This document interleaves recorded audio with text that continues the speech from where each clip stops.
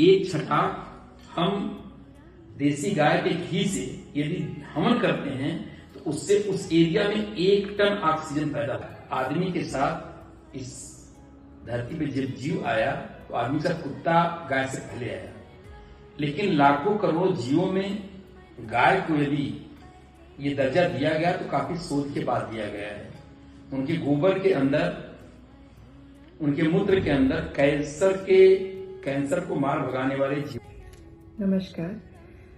यूँ तो आपको इंटरनेट से काफी जानकारियां प्राप्त होती होंगी, लेकिन मेरे पिताजी जो आज के आधुनिक जमाने में इस चीज से थोड़ा सा डरते हैं कि उनको इंटरनेट की कोई जानकारी नहीं है, पर उनके पास ज्ञान का भंडार भर भर के पड़ा हुआ है। वो इतनी छोटी सी चीजों में भी विज्ञान खोज लेते हैं। बांस पतला क्यों है, उसका विज्ञान क्या है, बांस मोटा क्यों है, उसका विज्ञान क्या है। तो आज इस पिता पुत्री के संवाद में हम देसी गाय के बारे में बात करेंगे।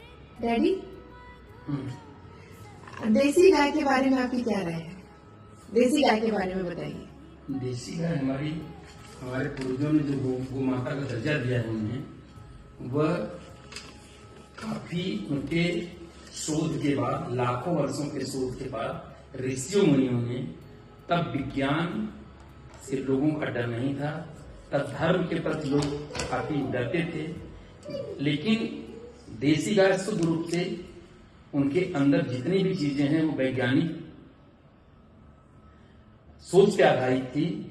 गाय आदमी के साथ इस धरती पे जब जीव आया तो आदमी का कुत्ता गाय से पहले आया, लेकिन लाखों करोड़ों जीवों में गाय को यदि ये दर्जा दिया गया तो काफी सोच के बाद दिया गया है।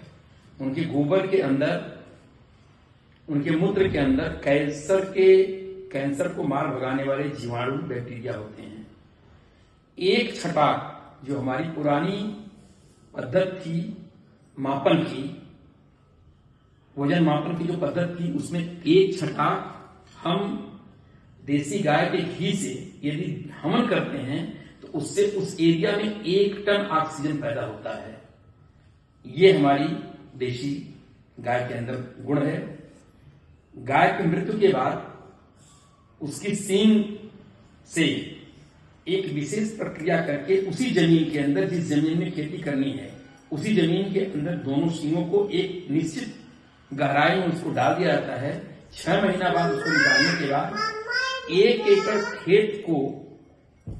एकड़ खेत में बिना फर्टिलाइजर के हम एक विशेष प्रक्रिया को निर्मित करके हम बिना फर्टिलाइजर के 1 एकड़ खेत में पूरी पैदावार ले सकते हैं।